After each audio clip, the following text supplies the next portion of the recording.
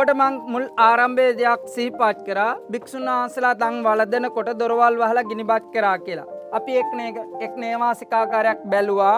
ප්‍රධාන දොරටුවක් ළඟ ඉන්නේ මෙතන එදා පොකුණක් අතපය මූණකට සෝදගෙන දෙපැත්තේ තිබුණේ කුටි වල තිබුණේ බුද්ධ මූර්ති වන්දනා කරලා තමන්ගේ නේවාසිකාගාරය ඇතුළට පියමන් කරන්න තියෙන දොරටුව සියල්ල එක සමානයි. එක දොරටුවක් ළඟ ඔබට පෙන්නලා කියන්නේ මේ විශාල දොර වහන භික්ෂුන් වහන්සේලා ඇතුළට වඩිනකම් බලාගෙන ඉඳලා ගිනිබත් කරනවා.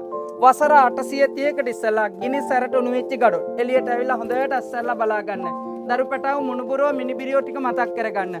අවුරුදු 800කට ඉස්සෙල්ලා ගින්දර සැරට ගඩොල් මේ ආකාරයට උණු වුණා නම් එදා ගෞරවනීය පූජනීය වූ මහා සංඝරත්නය ඇතුලේ කොහොම පිච්චෙන්නේ නැද්ද? පොත්පත් කොහොම පිච්චෙන්නේ නැද්ද? ගුණගරුක මව්පියවරුනි එදා භික්ෂුන් වහන්සේලා සමග ගිනිබත් වෙච්ච නාලන්දාවේ උණු වෙච්ච ගඩොල් අපි සහස්‍රා වන්දනා චාරිකාවේ ගිහින් දැක්කා. අපට මුණුබුරෙක් මිනිබිරියෙක් දුවෙක් පුතෙක් ඉන්නවා කින සංකල්පයෙන් බලා ගන්නකො.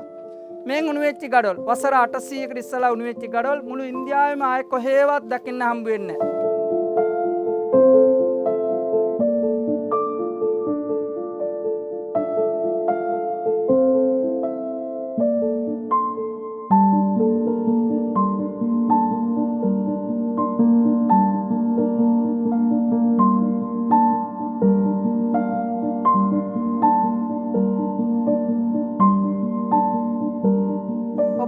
බලන නාලන්දාව කුමක්ද? නැත්තම් නාලන්දා පුදබිම මොකක්ද? අපි ඉන්නේ කොහෙද? එහෙම හිතන්නකෝ. ඔන්න කෙටියෙන් සාරාංශය. ලංකාවේ ඉඳලා කිලෝමීටර් 3000-3500ක් පෘථිවිය උඩ උතුරු ඉන්දියාවේ බිහාර් ප්‍රාන්තයේ නාලන්දා දිස්ත්‍රික්කයේ නාලන්දාව. එහෙම නැත්තම් අංග මගධ වජ්ජි කුරු පංචාල කියන 12 මහා ජනපද 16න් ප්‍රබල රාජ්‍ය රජගහ නුවර දැක බලාගෙන නාලක ගමට ආවා. නාලක ගමේ පළවෙනි කතාව.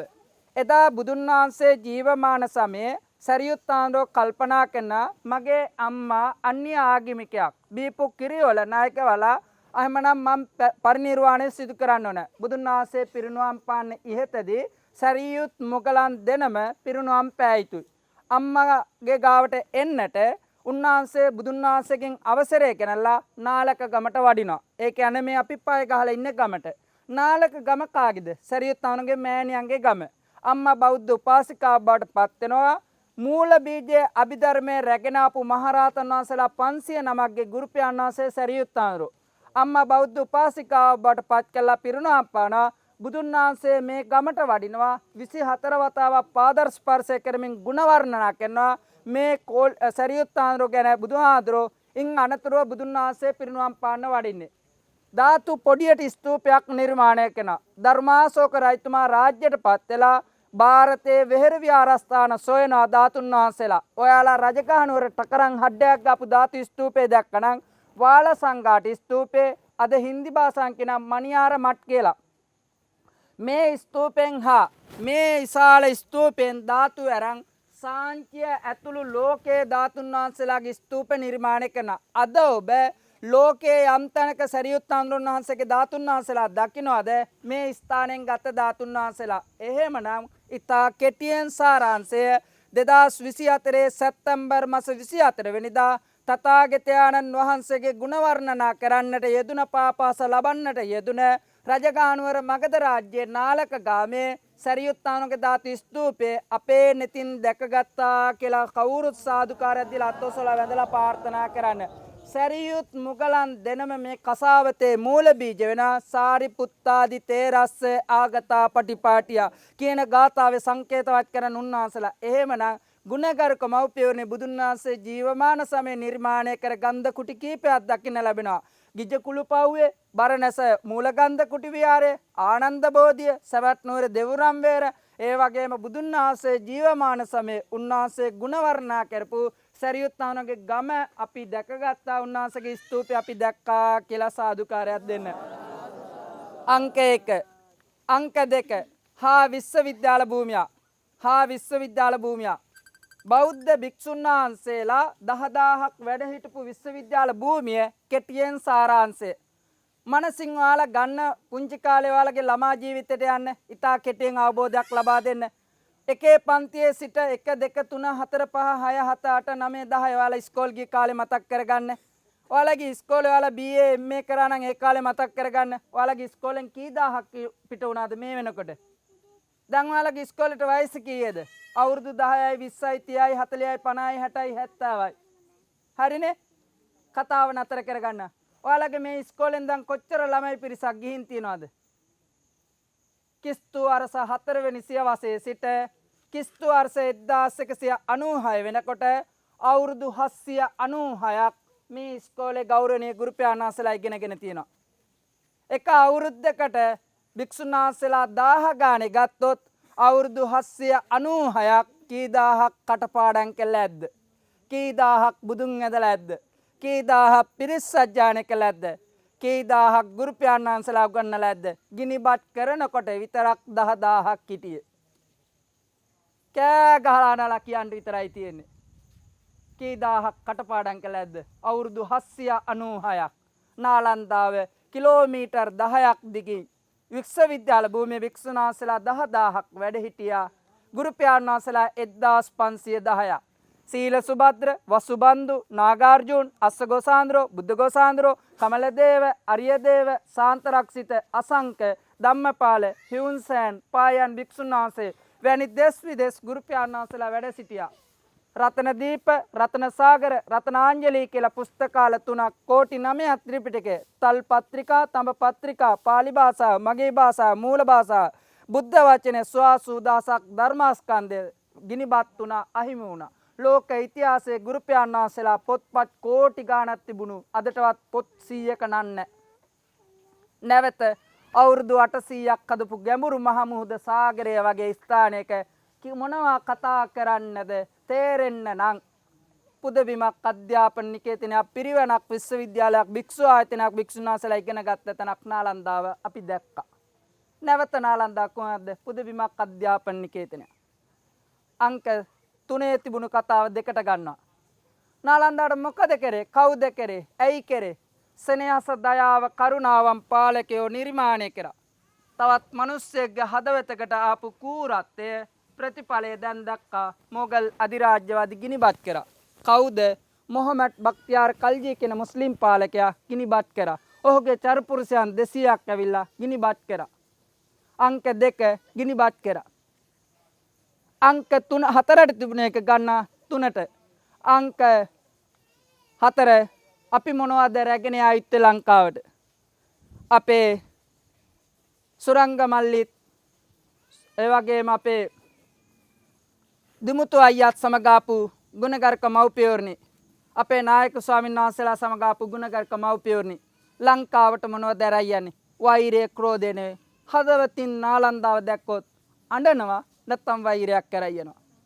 ඇත්ත කතාව කවදාවත් ගමක නගරයක ඉඩමක් විකුණන්න එපා. ඉඩම රට. දුවෙක් ඉන්නවා නම් සැලකිලිමත් වෙන්න. දුව ජාතිය බාලිකා ඉස්කෝල ආශ්‍රිත ඇඳුම් පැළඳුම් කාඩකෑම්. පුතෙක් ඉන්නවා නම් සැලකිලිමත් වෙන්න. ලංකාවේ මත්පැන් මත්ද්‍රව්‍ය වලින් අපේ සිංහල දරුවෝ ඉතා භයානක තත්ත්වයට අබ්බැහි කරවලා ඉවරයි. මුණුබුරෝ මිනිබිරියෝ කියන සැලකිලිමත් වෙන්න. සංස්කෘතියේ මිනිපහන කසාවත, ජීවිතයේ අපේ බුදු වදන කසාවත. එදා මේ කසාවත අහිමි වුණා ජාතිය අඳුර සංස්කෘතියට අඳුරා පුතාලි. ලංකාවේ මේ වෙනකොට භික්ෂුන් වහන්සේලාට ගහන ගැහිල්ල අනන්ත අප්‍රමාණ. එනිසා භික්ෂු සංකල්පයෙන් භික්ෂුන් වහන්සේලා කියන ආදරේ ගෞරවය රැකගන්න. පන්සල් නිකාබේදිය නැති කරන්න. ඒ වගේම කාර්නික ඉල්ලීම භික්ෂුවකට කවදාවත් ඔයාලා හොඳ බෞද්ධ අය ඡන්දයක දෙකතරයක් ගහන්න එපා. බුදු සසුන වෙනයි, ඒ වගේම දහම වෙනයි, අපේ බුද්ධ වචනේ වෙනයි, පන්සල වෙනයි. අපි තේරුම් ගන්න ඕන තව 2400ක් ලෝකේ උතුම් රටල් ශ්‍රී ලංකාව අපි බුදු වදන රැගෙන යන්නේ. කන බොනකොට සිංහල තැන් වලට යන්නේ. ඇඳුම් පැළඳුම් ගන්නකොට සිංහල තැන් වලට, බෙහෙත් ඒත් ගන්නකොට සිංහල තැන් වලට යන්නේ. සුදු ඇඳුම් ඇඳගෙන යන්න. ඔයාලා ගොඩාක් ලස්සනයි බලන්න අද. වෙන බස් වල ආපු කට්ටිය බලන්න. කොහොමද අපිලි වල ඇඳුම් වල නේද? අපි පන්සල් යනකොට සුදු ඇඳුමක් ඇඳගෙන යන්න පුරුදු වෙන්න. නයිටි වගේ දේ භාවිතා කරන්න එපා. අවසාන පණිවිඩේ කිලෝමීටර් 200 300 ඔයාලා කොහෙවත් දැක්කද තෙල් ගහන තැනක් ඉන්දියාවේ? පොහොර ගහන තැන අපිට අයිස් සමාරු, දනිස් සමාරු, කොන්දා අමාරු, පිළිකා, දියවැඩියා ඉන්දියාවේ අය. අපි කන්නේ වල් බෙහෙත් තෙල් කැමදේම කන බොනේ වගේවල් දොරවල් වල හදාගන්න. ගහක් කොලක් කිටවන්න. ගෙදර තියෙන ජරාව බඩු ටික වෙනම දාලා එක කුඹුරකට අරන් ගින් ඉන්න. අවසාන පණිවිඩේ මගේ රත්තරන් අම්මේ තාත්තේ. ඔයාලා මේ ආපු ගමනේදී මෙතුමාලා ගොඩාක් ලොකු වෙරදරන ඔයාලගේ ජීවිත අරටු වගේ මෝරපු ජීවිත ඔයාලා පරිවර්තනය කරන්න මේ දින 14. හිටියට වඩා හොඳ කෙනෙක් වෙලා යන්න. කවුරු හරි තාත්තා කෙනෙක් මෙතන එක සිගරට් එකක් අබ්බෙව්වනම් අද හිතා ගන්න මම ලංකාවට ගියන් පස්සේ දරුවෝ ගාව බොන්නේ නැහැ. යම් දවසක දරුවෝගේ කටහඬින් අහන්න සිදුවේයි මගේ තාත්තා දැන් සිගරට් එකක් අබ්බොන්නේ ඉන්දියාව වැඳලා ආවන් පස්සේ හොඳයිනේ කියලා. ඒ සතුට ඔයාලට දැනෙනකොට කියන්න බැරි වේ සතුට. රණ්ඩු වෙච්ච අම්මා කෙනෙක් ඉන්නවා නම් අද හිතා ගන්න මං අදින් පස්සේ රණ්ඩු වෙන්නේ මගේ අවසාන පරිවිඩේ මේ ඉන්දියාව බලලා අපි ඇයි මේ හැදුනේ මේ මගේ කසාවත නිසා මගේ සංස්කෘතිය නිසා මං හිටියට වඩා හොඳ කෙනෙක් වෙනවා මගේ බුදු වදනත් බුද්ධ ශාසනයත් මගේ කසාවතත් මහබෝසමිදු මහසෑරදුන් දලදා වහන්සේ පණ දීලා මං රැක ගන්නවා මගේ ජාතියත් ධර්මයත් රටත් මං රකින්නයි කියලා අදිෂ්ඨාන කරමි බුද්ධිය ප්‍රඥාව පහළ වේවා තවත් වසර 2400ක් බුදු වදන අපට රකින්න ආශිර්වාදයක් වේවා කියලා අදිෂ්ඨාන කරමි සරියුත්තානුගේ දාති ස්තූපේ පැත්තැල් අපි ගාතාව සජ්ජාන කළ වන්දනා කරමු කවුරුත් සමග සාදු සාදු සා නමෝ තස්ස භගවතෝ අරහතෝ වන්දාමිතේති යං සබ්බං සබ්බතානේ සුපතිට්ඨිතං ශාරීරික ධාතුමා බෝධින් බුද්ධ රූපං සුගන්ධිකාය වදනං අනන්ත ගුණ ගන්ධිනා සුගන්ධිනා හංගන්දේන පූජයාමි. කෝලිත හා උපතිස්ස කියලා කියන්නේ බුදුරජාණන් වහන්සේගේ ශාසනයේ සැරියුත් මහරහතන් වහන්සේ සහ මුගලන් මහරහතන් වහන්සේ. ගිහි කල ඔවුන් දෙදෙනා මේ ප්‍රදේශයේ තමයි උත්පත්තිය ලැබුවේ. එහෙම නැත්නම් මේ තමයි නාලක ගාමය. අද අපිට මේ නාලක ගාමයේ විශේෂ වන්නේ ඇයි? මීට අවුරුදු 800කට කලින් එදා මෝගල් අධිරාජ්‍යය විසින් විනාශයට පත්වුණු ගිනිබත් කෙරුණු ලොව පිහිටි විශාලතම බෞද්ධ විශ්වවිද්‍යාලය පිහිටි භූමිය තමයි මේ බිම. ඉතින් සහස්‍රා බුද්ධාභිවන්දනා 2024 අතිපූජනීය ගලිගමුවේ ඥානදීප ස්වාමින් වහන්සේගේ ගෞරවනීය වැඩමවීමෙන් සිද්ධ වුණු අද දවසේ අපි ගිජ්ජකූට පර්වතය මලින් සරසලා සුවඳ මලින් බුදුරජාණන් වහන්සේ පුදලා හවස් යාමේ මේ විශ්වවිද්‍යාලය නරඹන්නට ආවා. ඉතින් මීට අවුරුදු 800කට මත්තෙන් මොගල් අධිරාජ්‍යයේ අතින් විනාශයට පත් වුණු ගිනිබත් කිරුණු මේ උතුම් පුණ්‍ය භූමිය අපේ දෙනතට කඳුලක් නංවන ස්වරූපයකින් තමයි අද දකින්නට ලැබෙන්නේ. අම්බලට්ටික රාහුලෝවාද සූත්‍රය ඇතුළු ප්‍රධාන දේශනාවන් රාශියක් සිද්ධ වුණු නාලක ගාමේ. එනම් අද නාලන්දාවේ නටඹුන් පමණයි දකින්නට ඉතිරි වෙලා තියෙන්නේ. ඉතින් අද දවසේ අපි ඇවිල්ලා මේ නටඹුන් දැකලා එදා ශ්‍රී විභූතියෙන් යුක්තව දෙවෙනි ශතවර්ෂයේ, පස්වෙනි ශතවර්ෂයේ, හත්වෙනි ශතවර්ෂයේ සිට නවවෙනි ශතවර්ෂය දක්වා විශාල ගොඩනැගිලි වලින් එවැගේම මහරහතන් වහන්සේලාගේ නවාතැන් වලින් යුක්තව දානශාලා වලින් යුක්තව දස දහසක් භික්ෂුන් වහන්සේලා අධ්‍යාපනය හැදෑරූ මේ උතුම් පුණ්‍ය භූමිය දැකලා පහන් සංවේගය ඇති කරගත්තා. ඉතින් අපි ඔබටත් ආරාධනා කරනවා සහස්‍රා බුද්ධාභිවන්දනා සමගින් බෞද්ධයාගේ හදවතේ නාලිකාව වුණු මෙත් සඳහම් විකාශය සමගින් රැඳී සිටියොත් ඔබටත් මේ තොරතුරු හොඳින්ම දැනගන්නට පුළුවන්.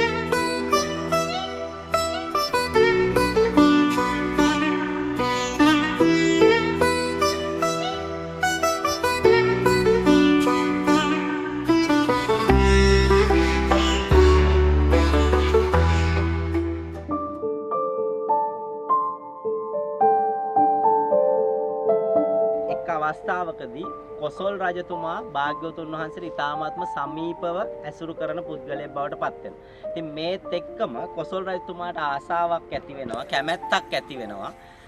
භාග්‍යවතුන් වහන්සේගේ බුදුරජාණන් වහන්සේගේ ගිහි කල උන්වහන්සේගේ ඥාති පරපුරට ඥාතිකමක් හදාගන්න. ඉතින් මේක නිසා කොසල් රජතුමා ශාක්‍ය වංශිකයන්ට සංදේශයක් යවනවා මට ශාක්‍ය වංශික කාන්තාවක් සමග විවාහ වෙන්නට ඕන කියලා. ඉතින් සාමාන්‍යයෙන් කොසල් රජතුමා කියලා කියන්නේ මේ කාලේ මධ්‍ය මණ්ඩලය තුල පිහිටලා තිබුණු 12 මහා ජනපද වලින් ප්‍රධානතම රාජධානියක රාජ්‍ය කරපු පුද්ගලෙක්. එතකොට එකපාරම පරිවාර රාජ්‍යයක හිටපු කෙනෙක්ට කියන්න බෑ අපි අකමැති කියලා. නමුත් ශාක්‍ය වංශිකයන් කියලා කියන්නේ කෘෂිකර්මාන්තය පාදක කරගත්ත කෘෂිකර්මාන්තය මූලික කරගත්ත වටපිටාවක ජීවත් වුණු ඉන්දියාව ඇතුළ සම්මතයක් වශයෙන් ඉහළ කුලයක පිරිසක් විදියට තමයි සලකන්නේ. ඉතින් ශාක්‍ය වංශිකයෝ කැමති වෙන්නේ නැහැ කොසල් රජතුමාට විවාහයක් කරලා දෙන්න.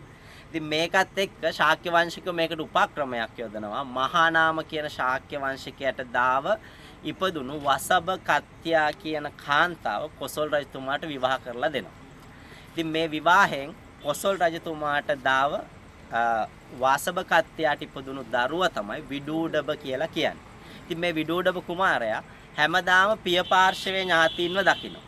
මව් පාර්ශවයේ ඥාතීන්ව බලන්න යන්න හදන හැම වෙලාවකම තමන්ගේ මව විසින් ඔහුගේ ගමන වළක්වනවා.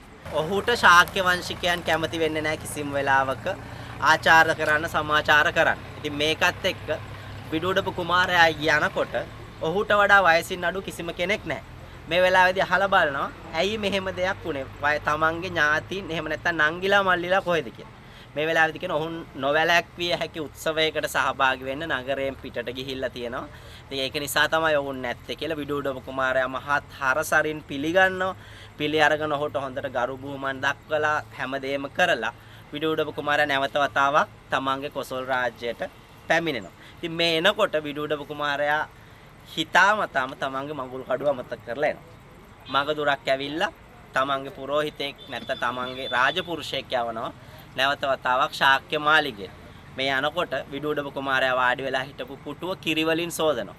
මේ පුද්ගලයා අහනවා ඇයි කියලා. මේ වෙලාවේදී කියනවා විඩූඩබ කුමාරයා අඩු කුලයේ කෙනෙක් වාඩි වුණු පුටුවක කිසිම වෙලාවක ශාක්‍ය වංශිකයන් වාඩි වෙන්නේ නැහැ. ඒ නිසා තමයි මෙහෙම කිරි වලින් දෝවන්නේ කියලා. ඉතින් මේ කතාව දැනගෙන විඩූඩබ කුමාරයා තමන්ගේ මව ගාවට ගියාට පස්සේ මවට සම්පූර්ණ කතාව කියන්න වෙනවා. ඉතින් මේ කතාව දැනගන්න විඩූඩබ කුමාරයා තමන්ගේ කොසල් රටේ රාජ්‍යයේ හිමිකාරයාට තමයි කොසල් රාජ්‍යයට තමයි මේ බොරුව කළේ කියලා එකපාරම ගිහිල්ලා ඉවරලා මේක හේතුවක් කරගෙන යුද්ධයකට යන්න බෑ. පලි ගන්න බෑ. ඉතින් ඒකට හේතුවක් විදියට විඩූඩබ කුමාරයා යවනවා අචිරවතී නදිය ජලය අපේ කියලා. එතකොට මේ ශාක්‍ය වංශිකයෝ කියන්නේ අර මම මුලින් කිව්වා වගේම ශාක්‍ය වංශිකයෝ කියන්නේ කෘෂිකර්මය මූලික කරගත්ත පිරිසක්. මොවුන්ට කොසල් රාජ්‍යයට වැඩිය ජලයේ වටිනාකම වැඩි. ඉතින් මොවුන් මේ වෙලාවේදී කියන නෑ ජලය අපේ කියලා. ඉතින් මේක තමයි යුද්ධයට හේතුවක් හැදෙන්නේ. ඒ වෙලාවේදී කියන හරි අපි යුද්ධ කළා ප්‍රශ්න විසඳගමු. ඉතින් විඩූඩබ කුමාරයා එක් අවස්ථාවක එනවා. ඒ වෙලාවේදී භාග්‍යවතුන් වහන්සේ දකිනවා තමන්ගේ ඥාතීන් සමූල ඝාතනය වෙන්න යනවා කියලා. එක් අවස්ථාවකදී ඇවිල්ලා ඉවරලා මේ ස්ථානයේ ඔහුගේ ගැල් රථ එරෙන්න භාග්‍යවතුන් වහන්සේ අදිෂ්ඨාන කරනවා. දෙවනි වතාවෙත් මේ ප්‍රදේශයෙන් එනකොට භාග්‍යවතුන් වහන්සේ එක් ස්ථානයක වැඩ ඉන්නවා. මුල්ම වතාවේ භාග්‍යවතුන් වහන්සේව දකින්න විඩූඩබ කුමාරයා ගහක කොළ අතු නැති ගහක් යට වැඩ ඉන්නකොට. ඒ වෙලාවේදී අහනවා මේ තරම් කොළ අතු තියෙන ගස් තියෙද්දි ඔබ වහන්සේ මේ කොළ අතු නැති හෙවණක් නැති ගහක් යට වැඩ ඉන්නේ ඇයි කියලා. ඒ වෙලාවේදී භාග්‍යවතුන් වහන්සේ ඔහුට ඥාතීන්ගේ වටිනාකම දේශනා කරමින් ධර්මයේ දේශනා කරනවා. ඉතින් මේ දේශනාව අහලා ඔහු නැවත වතාවක් තමන්ගේ රාජධානියට යනවා. දෙවනි වතාවෙත් විඩූඩබ කුමාරයා එනවා. ඉතින් මේ වෙලාවේදී භාග්‍යවතුන් වහන්සේ කල්පනා කරනවා මොකද්ද මේකට හේතුව කියලා. ශාක්‍ය වංශිකයන් කණ්ඩායමක් විදියට කරපු පාප කර්මයක පළදීමක් විදියට මොවුන්ට සමූල ඝාතනය වෙන්න තියෙනවා. භාග්‍යවතුන් වහන්සේටවත් මේක නවත්වන්න බෑ. පෙර එක් ආත්මයක මසුන් පිරිච්ච විලකට විස මුසු කළා. මේ මසුන් සියලු දෙනාම එක තැනක මරපු නිසා මේ පාපය ගෙවන්න තමයි විඩූඩබ කුමාරයා අතින් මොවුන් ඝාතනය වීමට නියමිතව තියෙන්නේ කියලා. ඉතින් ඒ වෙලාවේදී විඩූඩබ කුමාරයාගේ අතින් ඝාතනය වෙනවා සම්පූර්ණ ශාක්‍ය වංශිකයන්. මේ ඝාතනය වුණාට පස්සේ විඩූඩබ කුමාරයා නැවත වතාවක් එනකොට අචිරවතිය දා හොඳටම වේලිලා. අචිරවතියේ Taman එදා රාත්‍රියේ ගත කරන්න එදා ජය සතුට සමරන්න සූදානම් වෙනවා. මෙදා රැ ආපු අනෝරා වැස්සෙන් විඩූඩබ කුමාරයා ඇතුළු සේනාව ditta ධම්ම වේදනීය කර්මයක් විදිහට ගම් වතුරට අහු වෙලා මිය ගියා කියලා සඳහන් වෙනවා. ඉතින් භාග්‍යවතුන් වහන්සේගේ අදිෂ්ඨානය මත විඩූඩබ කුමාරයාගේ ගැල් එරුණු ස්ථානය විදිහට මේ ස්ථානය සලකනවා.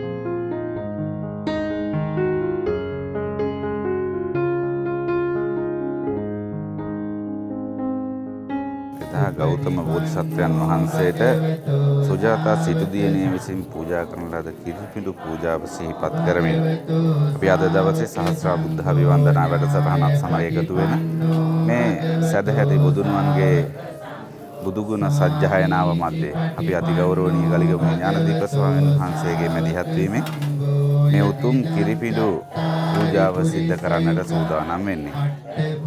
එදා කිරිපිඬු පූජාව සුජාතා සිටු දේවිය විසින් සිදු කළපු ආකාරයට අපි බොහොම ශ්‍රද්ධාවෙන් මේ කිරිපිඬු පූජාව සකස් කරගෙන ඇවිල්ලා පිඬු 49ක් විදියට සකස් කරලා ඒ උතුම් මොහොත සිහිපත් කරමින් අපේ ශ්‍රද්ධාව මුදුන් පමනවාගෙන මේ කටයුත්ත සිද්ධ කරන්නට සූදානම් වෙන්නේ. ඉතින් අපේ ගෞරවනීය ගලිගමුව ඥානදීප ස්වාමීන් වහන්සේ, ඒ වගේම අපේ පඤ්ඤාසාර ස්වාමීන් වහන්සේ ඇතුළුව මේ සියලු දෙනා එකතු වෙලා අපි ඒ උතුම් පූජාව සිදු කරන්නටයි මේ සූදානම් වෙන්නේ. ඉතින් අපි ආරාධනා කරන ඔබටත් මෙවැනි උතුම් පුණ්‍ය ක්‍රියාවන් සිද්ධ කරන්නට සහස්‍ර බුද්ධ අභිවන්දනා වැඩසටහන සමග එකතු වෙන්නට. ඒත් එක්කම මෙත් සඳහම් නාලිකාව හරහා ඔබට මේ උතුම් පින්කම් සියසින් දැක ගන්නට මෙත් සඳහම් විකාශය හරහා මේ සියලුම පින්කම් විකාශනය කරන්නටත් අපි සූදානම්ෙන් ඉන්නවා.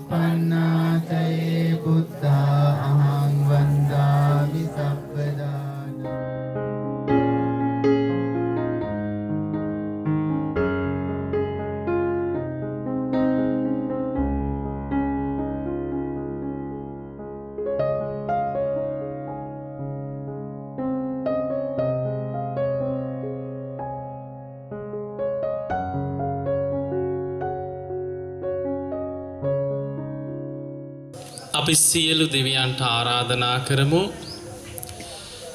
අපේ බුදුරජාණන් වහන්සේ සම්බුද්ධත්වයට පෙර එදා සුජාතාවගේ කිරිපිඩු පිළිගෙන ඒ කිරි ආහාර වළඳපු සම්බුද්ධත්වයක් සති 7ක් පුරාත් උන්වහන්සේට ශරීර ශක්තියක් ලබා දීපු ඒ මහා ඖෂධීය කිරිපිඩු කිරි ආහාර පූජාව සිදු කළ මේ උතුම් පින්බිමට සියලු දෙවියෝ සාදුකාර දෙදී පැමිණෙත්වා, සියලු දෙවියෝ සාදුකාර දෙදී වැඩම කරත්වා. සාදු සාදු සාදු. වාසනාවන්ත පින්වතුනි, අපි මේ ඉන්නේ එදා අවුරුදු 10 ගානක් පුරා මේ ප්‍රදේශයේ හිටපු මිනිස්යන්ගේ සිතුම් පැතුම් යහපත් අරමුණු ඉෂ්ට කරලා දීපු ඒ නුගරුකක් හැටියට එදා පිළිගත්ත මේ නුගරුකට අධිග්‍රෝහිත දේවතාවා ඒ මිනිස්යන්ගේ ඉල්ලීම් වලට පිහිට වෙලා ඒ අයට උදව් උපකාර කරන්නට යෙදුණා. ඒ නිසා පිරිස පේ වෙලා යම් යම් උතුම් ගුණධර්ම තුල පිහිටලා මේ භූමියට ඇවිල්ලා නොඑක් බාරහාර වුණා ඒ කාලේ. අදත් මිනිස්සු එවැනි ස්ථාන වලට ගිහිල්ලා තමන්ගේ විවාහයක් වෙනුවෙන්, දරුවන් වෙනුවෙන්, දරුවන්ගේ යහපත වෙනුවෙන්, ලෙඩ රෝග වෙනුවෙන් යම් යම් බාරහාර සිද්ධ කරන. එදා බොහෝ පිරිසක් මේ භූමියට ඇවිල්ලා නිරන්තරයෙන් බාරහාර වෙන බොහොම ප්‍රසිද්ධම තැන. ඔය අතරේ අපේ බෝසතාණන් වහන්සේ උන්වහන්සේ මහා අභිනිෂ්ක්‍රමණය කරලා අවුරුදු 6කට ආසන්න කාලයක් ශරීරයට අනේක විද දුක් පීඩා දෙමින් දුෂ්කර ක්‍රියා කළා. ඒ දුෂ්කර ක්‍රියාව අතහැරලා සති 2ක් උන්වහන්සේ බොහොම අමාරුවේ පාත්‍රය අරගෙන ඒ අසල තියෙන සේනානි කියන ගමට පිණ්ඩපාතේ වැඩම කරා. මුල් දවසේ දෙකේ උන්වහන්සේට ඇවිද ගන්නත් බෑ. පාත්‍රෙත් එක්ක හේම ඇදගෙන වැටෙනවා. ශරීර ශක්තියක් නෑ ඇවිදින්න. එහෙම ටික වෙලාවක් ඉඳලා ආයි පාත්‍රය අරගෙන පියවර කීපයක් ඉදිරියට යනවා. කොහොම ලැබිච්ච ටික පුංචි ආහාරයක් වළඳනකොට අර අවුරුදු 6කට ආසන්න කාලයක් දුෂ්කර ක්‍රියා කරද්දී උන්වහන්සේගේ හිස් කබල හරියට ඇස් දෙක ගිලිලා ගියා කියනවා ලිම් පතුලක් ඇතුලේ යන්තම් වතුර පේනවා වගේ හිස් කබල ඇතුලෙන් ඇස් දෙක පෙවුනේ එහෙමයි කියන. අතපය හරියට අසීතික වැල් පුරුක් වගේ වේලිලා ගියා කියන. හැම පිරිමදිනකොට මේ අතපය පිරිමදිනකොට හැම ගැලවිලා එනවා කියන. ඒ තරමට උන්වහන්සේ දුෂ්කර කාලයක් දුෂ්කර ප්‍රතිපදාවන් දුෂ්කර රුත සමාදන් වෙලා විමුක්තියක් පිණිස නිවන් දකින්න පුළුවන් කියලා එදා මිනිස්සු විශ්වාස කරපු ඒ දුෂ්කර ක්‍රියාව සිදු කරා. අවසානයේ උන්වහන්සේටම තේරුණා මේකෙන් කිසිම පළක් විමුක්තියක් නම් ලබන්න බෑ. ශරීරයට දුක් දීලා විමුක්තියක් ලබනවා නම් මම තරම් දුක් දීපු කෙනෙක් මේ ලෝකේ තවත් නැතුව ඇති. එහෙම කල්පනා කළා තමයි උන්වහන්සේ දුෂ්කර ක්‍රියාව අතහැරි. හැබැයි උන්වහන්සේ දුෂ්කර ක්‍රියාව අතහැරපු පළවෙනි දවසේම උන්වහන්සේ දැම්බුදුයි කියලා බලාගෙන උපස්ථාන කරපු 5 දෙනාම උන්වහන්සේ අතහැරියා. කොන්නඤ්ඤ වප්ප බද්දිය මහානාමස්සජී මේ 5 දෙනාම උන්වහන්සේ අතහැරලා අන්න පාත්‍රයක් අරගෙන සීනානි ගමට ගිහිල්ලා දැන් මෙයාගෙන් වැඩක් නැහැ. දැන් එයා වීරිය අතහැරියා යමල්ල යන්න කියලා උන්වහන්සේට නින්දා කර කර පිටත් වෙලා ගියා. හැබැයි උන්වහන්සේ නෙමෙයි විමුක්තිය පිණිස ගත්ත අඩිය ආපස්සට ගත්තේ. උන්වහන්සේ ටික ටික දානීය වළඳුවා. දවස් 7ක් යනකොට ආයිමත් අර ශරීරේ යටපත් වෙලා ගිය මහා පුරුෂ ලක්ෂණ ආයි ටික ටික මතුවුණා. සති දෙකකට ආසන්න කාලයක් උන්වහන්සේ ඒ සේනානි ගමට පිණ්ඩපාත යමින් දානේ ටික ටික වළඳලා එදා උන්වහන්සේ ඇවිදගෙන ආවා මේ භූමියට. මෙතනට එනකොට ඊට ටික කාලයකට පෙර මේ භූමියට ඇවිල්ලා මේ නගරේ හිටපු බොහොම ධනවත්ම සිටුවරයාගේ දුව සුජාතාව. ඒ සුජාතාව මේ නුගරුකට අධිග්‍රහිත දේවතාව වෙනුවෙන් බාරයක් වෙලා ගියා. තරුණ වයසේ තමන් බාර වුණා මේ නුගරුකට මට හොඳ ගුණ යහපත් ස්වාමියෙක් ලැබෙන්න නිසි වයසේදී තමන්ට හොඳ ගුණ යහපත් ස්වාමියෙක් ලැබෙන්න කියලා. ඒ ස්වාමියා සමග විවාහ වුණාට පස්සේ ලැබෙන දරුවා පළමු දරුවා පිරිමි දරුවෙක් හැටියට මට පිරිමි දරුවෙක්ගේ උපතක් අවශ්‍යයි කියලා අම්මා කෙනෙක් වෙන්න ප්‍රාර්ථනාවක් කරා මේ නුගරුකට. මේ ප්‍රාර්ථනාව Tamanට ඉෂ්ට කරගන්න පුළුවන් වුණොත් ඊටාම විශේෂිත කිරි ආහාරයක් සකස් කරලා මේ නුගරුකට අධිග්‍රහිත දෙවියන් වෙනුවෙන් මේ භූමියේ විශේෂ කිරිපිඩු පූජාවක් කිරි ආහාර පූජාවක් සිදු කරන්න තමන් පොරොන්දුවක් වෙලා ගියා. ටික කාලයක් යනකොට ඒ පොරොන්දුව ඒ විදිහටම ඉෂ්ට වුණා. තමන් හිතපු විදිහටම ඊටාම ගුණ යහපත් ස්වාමියෙක් තමන්ට ජීවිතයට එකතු වුණා විවාහ වෙන්න ලැබුණා. ඒ විවාහයත් සමගම තමන්ට පිරිමි දරුවෙක් ඉපදුනා. දැන් සුජාතාවගේ අරමුණ ඉෂ්ට වුණා. සුජාතාව කල්පනා කරා මම මේ නුගරුකට බාරයක් වෙලා තියෙනවා. ඒ බාරය ඉෂ්ට කරන්න මට දැන් කාලයයි. ඒ කාලේ මහා ධනවත් මේ නගරවල හිටපු සිටුවරු කියන්නේ ඒ අයට විශාල සම්පත් තියෙනවා. ඒ කාලේ අද යාන වාහන වගේ ඒ කාලේ තිබුණේ හරක බාන. එතකොට Tamanට ගව පට්ටි වල ගත්තොත් දහස් ගණන් ගවයන් ඉන්නවා. ඒ තමයි මහා ධනවත් අයගේ සම්පත්. සුජාතාව කල්පනා කරා කාටවත් කරන්න බැරි විදිහේ ඊ타ත්ම පිරිසිදු විදිහේ කිරි ආහාරයක් සකස් කරන්නට ඕනේ. දෙවියන් පවා ඒ සිතුවිලි හිතට දුන්නා. ඒ නිසා කිරි එළ දෙනුන් 1000ක් අරගෙන ඒ අය නාවල පිරිසිදු කරලා ඒ අයට අලුත් තනකොළ කැවුවා. ඊටාම පිරිසිදු තනකොළ ගෙනල්ලා කිරි එළ දෙනුන් 1000කට ඒ තනකොළ කවලා ඒ අයගෙන් කිරි දෝලා 500කට පෙව්වා. ඒ 500 දෙනාගෙන් කිරි දෝලා 250කට පෙව්වා. ඒ 250ගෙන් කිරි දෝලා 100 දෙනෙකුට පෙව්වා. ඒ 100 දෙනාගෙන් කිරි දෝලා 50 දෙනෙකුට පෙව්වා.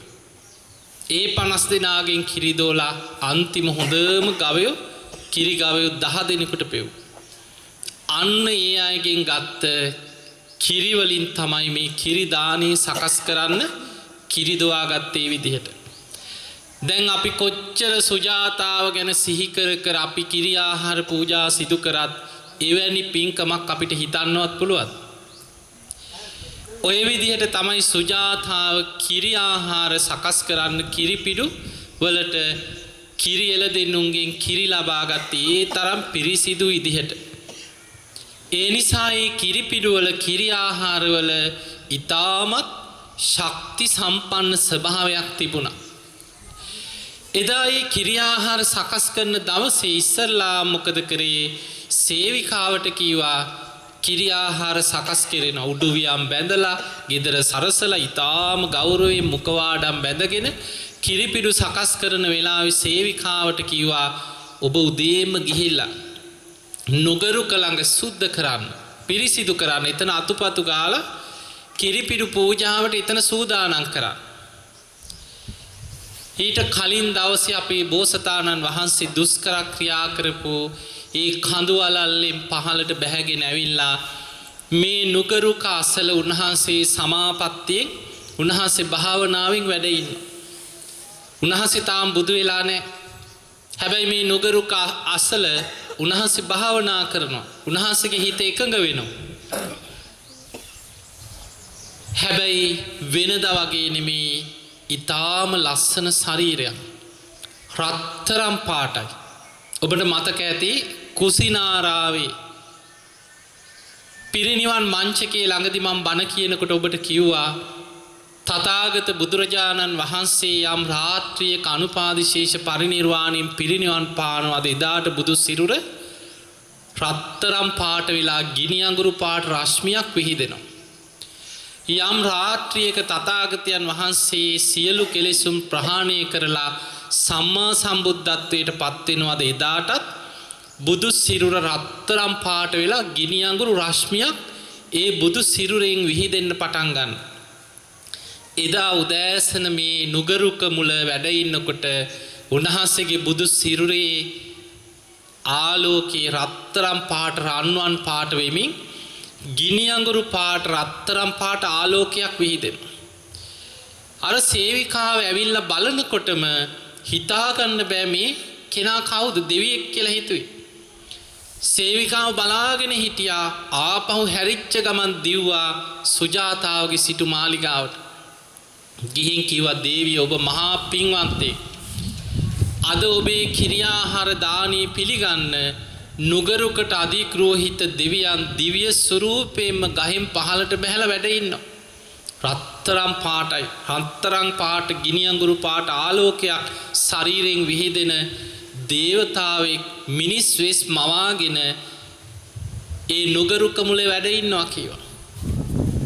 සුජාතාව ඉක්මනින් සාදුකාර දීලා අර කිරියාහාර සකස් කරපු කිරිපිඩු රන් තැලියක කිරිපිඩු තැම්පත් කරගෙන තමන්ගේ පිරිස ඒ අයත් එක්ක බොහොම ගෞරවයෙන් මෙතනට එනකොට උන්වහන්සේ තාම ඒ ස්වරූපෙම වැඩ ඉන්නවා. නුගරුකට අධිග්‍රෝහිත දේවතාවා අද මිනිස් ස්වරූපෙන්ම මිනිස් වෙස් මවාගෙන මගේ කිරියාහාර පිළිගන්නවා කියන චේතනාවෙන් උන්වහන්සේට කිරියාහාර පූජාව කරා. පිංගතුනි සුජාතාව කිරිපිඩු පූජා කිරීම පිණිස මෙව ධර්මතා හැටියට සඳහන් වෙනවා. හැම බුදු කෙනෙකුටම බුදු වෙන්න පෙර දවසේ කිරියාහාර පූජාවක් සිද්ධ වෙනවා. ඒ කිරිපිඩු පූජාව වෙනුවෙන් සසරේ ප්‍රාර්ථනා කරපු කෙනෙක් කල්ප ලක්ෂයක් සසරේ දන් දීදී දාන පාරමී පුරාගෙන සසරේ පෙරම් පුරාගෙන එනවා. බුදු කෙනෙක් බුදු වෙන ආත්මේ බුදු වෙන්න පෙර දින කිරියාහාර පූජාව මම මේ විදියට මගේ අතින් උන්වහන්සේට පූජා කරනවා කියලා සසරේ ඒ වෙනුවෙන් පාරමී පුරාගෙන එනවා. සුජාතාව කියන්නේ එහෙම පෙරුම් පුරාගෙන ආපු කෙනෙක්. එදා ඒ කිරි ආහාර උන්වහන්සේට පූජා කරලා හිත පහදවාගෙන වන්දනා කරලා අර සේවක පිරිසත් එක්ක පිටත් වෙලා ගියා. අපේ බෝසතාණන් වහන්සේ මේ පිරිස පිටත් වුණාට පස්සේ ඒ රන් නැලියේ පූජා කරපු රත්තරන් පාට පාත්‍රයක පූජා කරපු කිරි ආහාර උන්වහන්සේ ගුලි 49කට උන්වහන්සේගේ ශ්‍රී හස්තේ ගුලි 49කට වෙන වෙනම ගුලි කරලා අදිෂ්ඨානයක් කරලා ඒ ගුලි 49ක් හැටියට තමයි කිරි ආහාර වැළඳුනේ. එහෙම කිරිපිඩු වළඳලා මේ භූමියේ උන්වහන්සේ කිරිපිඩු වළඳලා මෙතනම එහා පැත්තේ තියෙනවා දැන් නම් පොඩි වතුර පාරක් වගේ එතන යන්නේ. ඒ කාලේ නීරංජනා නදී අතු ගංගාවක්. අන්න එතනට ගිහිල්ලා ජල පහර වේගයෙන් ගලාගෙන යනකොට පහළට ගලාගෙන යනකොට ඒ රත්තරන් පාට පාත්‍රේ රන් නැලිය කිරිපිඩු වළඳපු රන් නැලිය ඒ ජල පහර මත තියලා උන්වහන්සේ සත්‍යක්‍රියාවක් කරා. මම විමුක්තිය කරා යන ගමනේ මට ඒකාන්තයෙන් විමුක්තිය ලැබේ නම් මේ පාත්‍රය ජල පහර බිඳගෙන උඩුගම් බලා යෑවා කියලා අදිෂ්ඨාන කරලා අර ජල පහර මත පාත්‍රය තැබුවා. ඒ පාත්‍රයේ ජල පහර පහළට ගලාගෙන ගියත් පාත්‍රයේ ජල පහර බිඳගෙන උන්වහන්සේගේ අදිෂ්ඨානෙන් ඉහළට ගියා. ඔබ වහන්සේගේ අරමුණ ඉෂ්ට වෙනවා කියන සාක්ෂි වශයෙන් ඒ උතුම් සිදුවීම සිද්ධ වෙච්ච පිම්බිමටයි අපි අද උදෑසනින් ඇවිල්ලා ඔබ හැමෝම ලංකාවේ ඉඳන් එනකොට ටික ටික හරි Tamanට පුළුවන් හැටියට කිරි ආහාර කිරිපිඩු සකස් කරන්න ඒ අවශ්‍ය සමහරු කාජු මුද්දරප්පලං සහල් කිරි එතකොට මී පැණි මේවා ගෙනහල්ලා ඔබ බාර දුන්නා. ඒ සියල්ල එකතු කරලා අපි දැන් ස්ථාන ගණනාවක කිරි ආහාර කිරිපිඩු සකස් කරා. හෙට දවසෙත් අපි බුද්ධ ගයා මහා විහාරයේට වජිරාසන පිම්බිමට කිරිපිඩු කිරි ආහාර අරගෙන උදෑසනින් ගිහිල්ලා සීල් සමාදන් වෙන්නේ. ඒ නිසා අද දවසේ ඊටාම සද්ධාවෙන් මේ කිරිපිඩු කිරි ආහාර සකස් කරලා එදා සුජාතාව කිරිපිඩු පූජා කරපු මේ පිම්බිමටම ඇවිල්ලා අපට පුළුවන් හැටියට සද්ධාවෙන් ගෞරවයෙන් ගුලි 49ක් හැටියට වෙනම සකස් කරලා එදා උන්වහන්සේ ඒ කිරි ආහාර වළඳපු ස්වරූපේ සිහි කරගෙන අපි මේ කිරිපිඩු පූජාව අද මේ භූමියේ සිදු කරා. අපේ ස්වාමීන් වහන්සේලා මේ පිරිස බොහොම ගෞරවයෙන් මෙතන සුද්ධ පවිත්‍ර කරලා මල් අතුරලා ඒ මල් මත තමයි කිරිපිඩු කිරි ආහාර සහිත මේ පූජාවන් අපි බුදුරජාණන් වහන්සේ බුදු වෙන්න පෙර දවසේ එදා සුජාතාව මේ භූමියේ කිරිපිඩු පූජා කරපු පින්කම සිහිපත් කරගෙන අපි පූජා කරන්නට යෙදුණා. ඉතින් අපි සියලු දෙනාට මේ භූමියේ මේ රැස් කරගත්ත පින උදෑසන කිරි ආහාර පූජා මේ පින අපි හැම දෙනාටම නිවන් අවබෝධයේ පිණිසම මේ පින අපිට ආශිර්වාදයක්ම වේවා. සියලු දෙවියෝ සාදුකාර දීදී මේ පින් අනුමෝදන් වෙත්වා. ඒ දෙවියන්ගේ පිහිට ආශිර්වාදය ආරක්ෂාව රැකවරණය ඔබ හැම දිනාටම ලැබේවා. පින් අනුමෝදන් වෙන සියලු දෙවියෝද සුවසේම උතුම් නිවනටම පත් වේවා. මේ නුගරුකට අධිග්‍රෝහිත දේවතාව අදටත් මේ පුණ්‍ය භූමිවල ආරක්ෂා කරගෙන ඉන්න දෙවි දේවතාවරු මේ තුන් ලෝකේ පූජනීයම පිම්බීමට අපි මේ ඇවිල්ලා ඉන්නේ. බුද්ධ ගයා වජිරාසනී පිහිටන තුන් ලෝකෙම බලවත්ම පිම්බීම හැම බුදු කෙනෙක්ම බුදු වෙන අවිදහිත පුණ්‍ය භූමි. ඒ නිසා මේ භූමිය ආශ්‍රිතව ඉන්න සියලු දෙවි දේවතාවෝද සාදුකාර දීදී මේ පින් අනුමෝදන් වෙත්වා. ඒ සියලු දෙවියන්ගේ පිහිට ආශිර්වාදය ආරක්ෂාව රැකවරණය ඔබ හැම දිනාටම ලැබේවා ලැබේවා. සාදු සාදු. තම තමන් කල්පනා කරගන්න තමන්ටත් මේ ගමනේ ඔබේ අරමුණු ඔබේ ප්‍රාර්ථනා මේ නුගරුක ළඟට ගිහිල්ලා හරි වන්දනා කළ ප්‍රාර්ථනා කරගන්න යහපත් අරමුණු මේ ධර්ම මාර්ගය යන ගමනේ ඔබටත් කායික මානසික සුවපත් භාවයේ නිදුක් නිරෝගී සම්පත්තිය මානසික පීඩා කායික පීඩා ප්‍රශ්න මේවා සමනය කරගෙන ඔබට සුවසේම මේ නිවන් මඟ දියුණු කරගන්න ධර්මය අවබෝධ කරගන්න පින් කුසල් වඩාගෙන කල්යාණ මිත්‍ර ඇසුරේ ධර්ම මාර්ගයේ දියුණු කරගන්න ඔබ හැම දිනාටමත් මේ සියලු පින ආශිර්වාදයක්ම වේවා වේවා කියලා අපි ආශිර්වාද කරනවා. මිය පරලෝකීය සියලු ඥාතීනුත් මේ පින් අනුමෝදන් වෙලා සංසාර දුකින් අත මිදේවා කියලා සාදු කියලා පින් දෙන්න.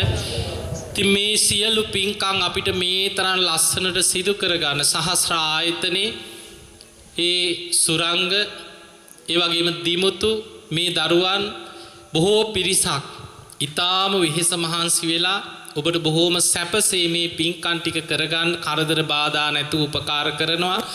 ඒ දිමුතු පුතා සුරංග පුතා ඇතුළු සහස්‍ර ආයතනේ හැම දිනාටමත් නිදුක් නිරෝගී සම්පන්නිය දීර්ඝායු සම්පන්නිය ලෞකික ලෝකෝත්තර දියුණුවම සැලසේවා කියලා අපි ආශිර්වාද කරමු.